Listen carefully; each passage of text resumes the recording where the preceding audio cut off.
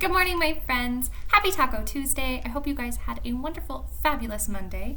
Today's read aloud is going to be After the Fall, How Humpty Dumpty Got Back Up Again by Dan Santat.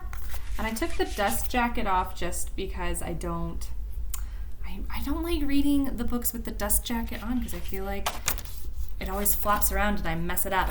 So that's why I had to read the title of this, because this cover of the book doesn't have the title on it. So here we go, After the Fall. We've read this book a couple of times in class before, but I still think it's a great story to read because it's got a really good message. Humpty Dumpty gets back up again. You know, we know the nursery rhyme where Humpty Dumpty has a great fall and no one can put him back together.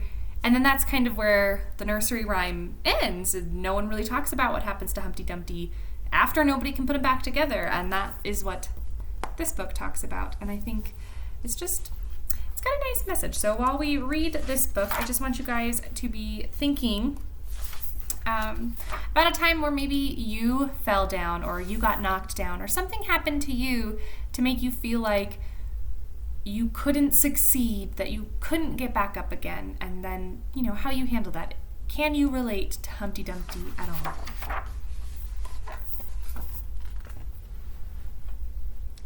My name is Humpty Dumpty. This was my favorite spot, high up on the wall. I know it's an odd place for an egg to be, but I loved being close to the birds. Then, one day, I fell. I'm sort of famous for that part. Folks called it the Great Fall, which sounds a little grand. It was just an accident, but it changed my life.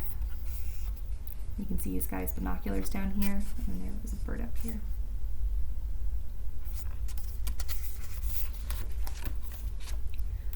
Fortunately, all the king's men managed to put me back together. Well, most of me. There were some parts that couldn't be healed with bandages and glue. So here he is coming out of the hospital. It says Kings County Hospital.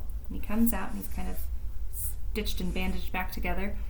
But he's not climbing up and sleeping in his bed where all of his pictures of his birds are. It might be too high. After that day, I became afraid of heights.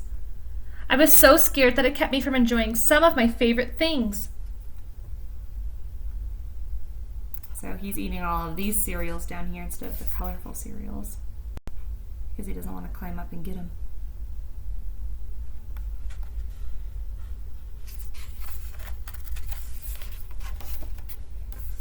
I walked past the wall every day, and I would think about climbing that ladder again. I really missed the birds and being high above the city. But I could never do it because I knew that accidents can happen.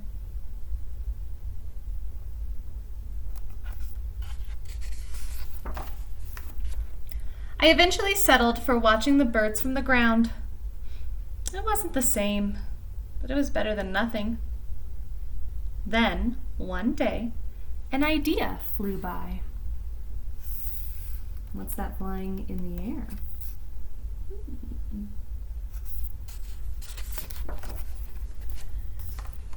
Making planes was harder than I thought. It was easy to get cuts and scratches.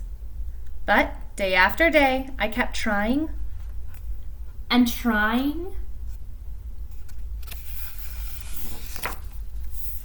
until I got it just right.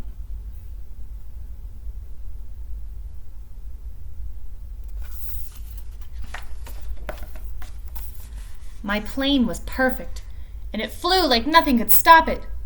I hadn't felt that happy in a long time. It wasn't the same as being up in the sky with the birds, but it was close enough.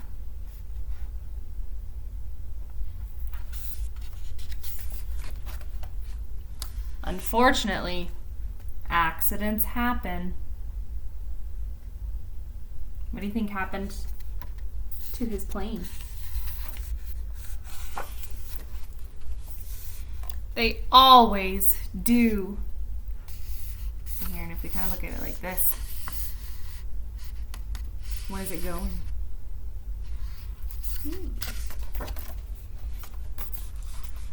I almost walked away again. But then I thought about all the time I'd spent working on my plane and all the other things I'd missed. I decided I was going to climb that wall. But the higher I got, the more nervous I felt. I didn't want to admit it. I was terrified.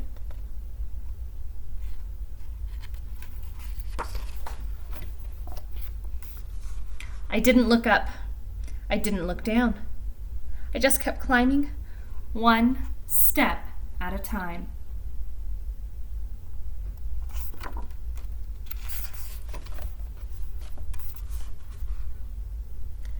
Until I was no longer afraid.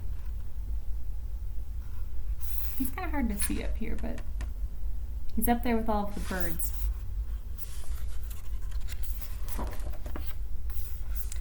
Maybe now he won't think of me as that egg who was famous for falling. Look, he's starting to crack again.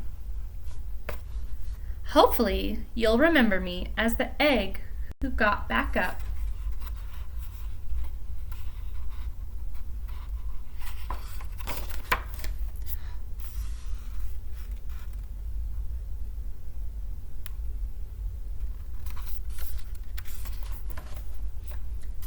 And learned how to fly.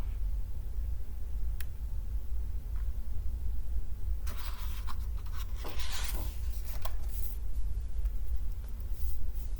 think that's him.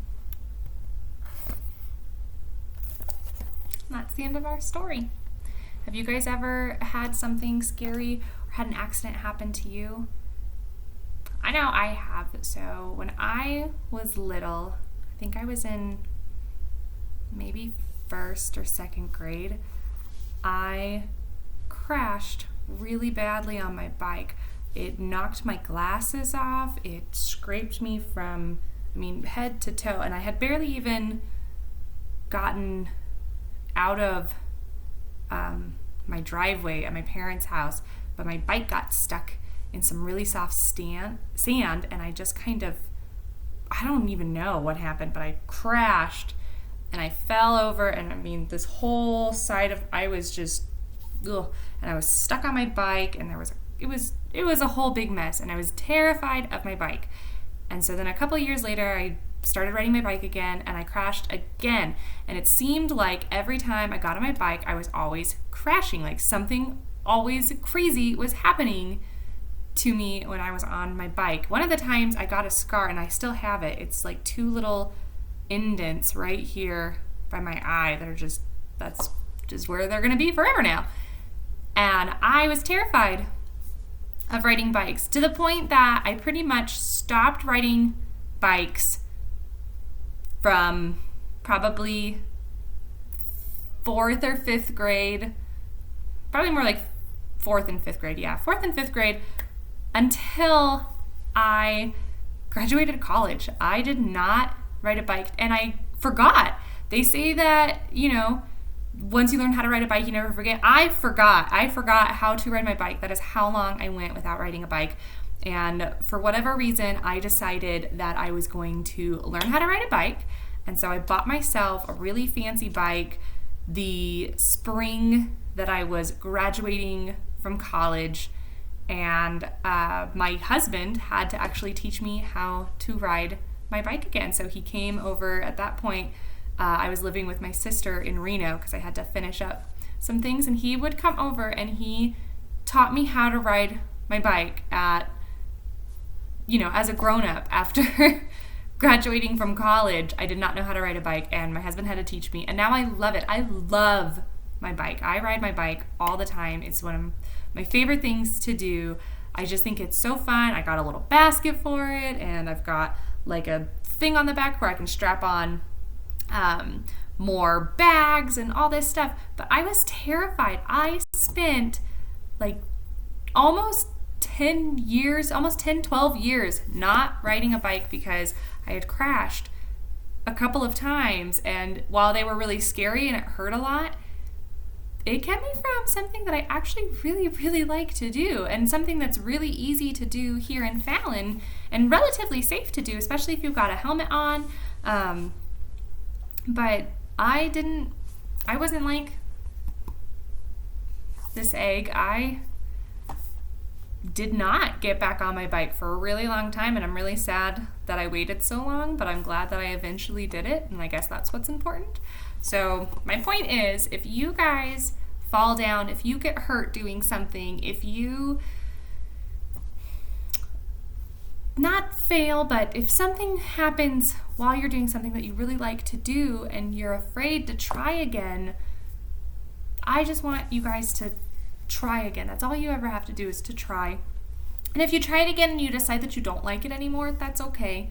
But don't be like Mrs. Sketch and wait until you're a grown-up out of college to try doing something again that you actually really, really like to do, because you'll be a little sad that you missed out on a lot of years not doing something you really like to do. And it would have been really handy to have a bike to ride and be riding a bike when I was younger, and it would have been a lot of fun, and I just missed out on a lot of years of having fun on my bike because I was too afraid.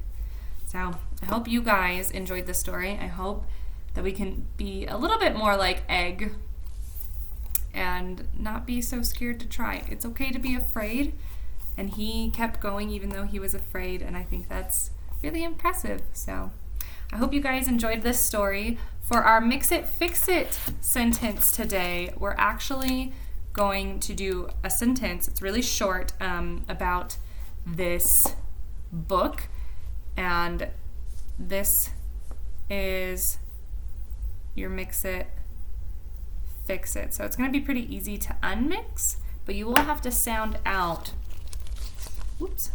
some words. So it says, I brave am. Okay? All right, my friends, I hope you have a wonderful, fabulous Taco Tuesday. I'm sorry that this video went for so long, and then I talked about my bike for a really long time, but I hope you guys enjoyed the story. I hope you enjoy doing your Mix It, Fix It sentence, and I will talk to you soon. Bye!